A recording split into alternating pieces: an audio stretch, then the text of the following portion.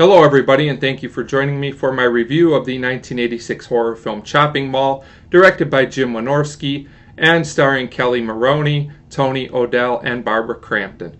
And I've seen this movie before, but it's been quite a while since I've seen it, and I am going back and rewatching a lot of horror films that I haven't seen for a while.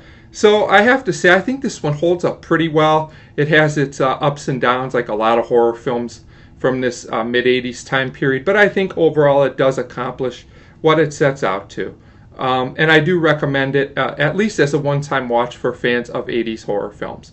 So the basic plot of this film is that a group of young adults who all work in a mall decide to stay after the mall closes and throw a party. And there's also some robot security guards there basically, and of course the robots malfunction and decide that they want to go on a killing spree. So it becomes a battle for survival between basically the humans and the robots. So, as I mentioned, I do feel this film has some pluses and minuses.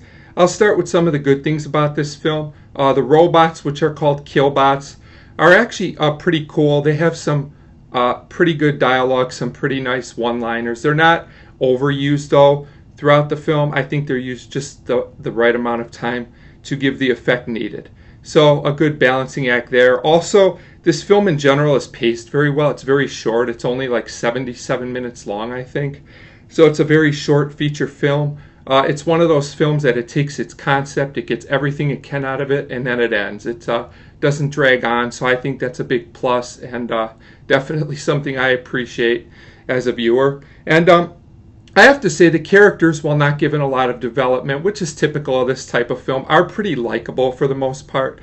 Some of them are definitely stereotypes of characters you see in a lot of horror films, but not really in a bad way. For the most part, you root for them and want them to survive, which is always a good thing, in my opinion. Another good thing about this film is that the special effects are actually pretty good.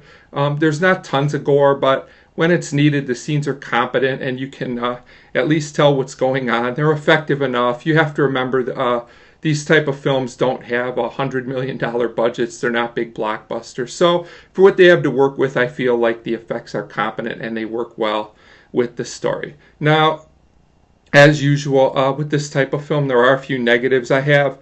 One is that the dialogue and the humor is very uneven. I never expect great dialogue in a film like this, and some of the dialogue here is genuinely funny. I actually did laugh a few times, but there's also some really bad lines that I think were going for humor that really don't work, and I did cringe a few times as well. There are a few awkward moments, and I could have passed on those.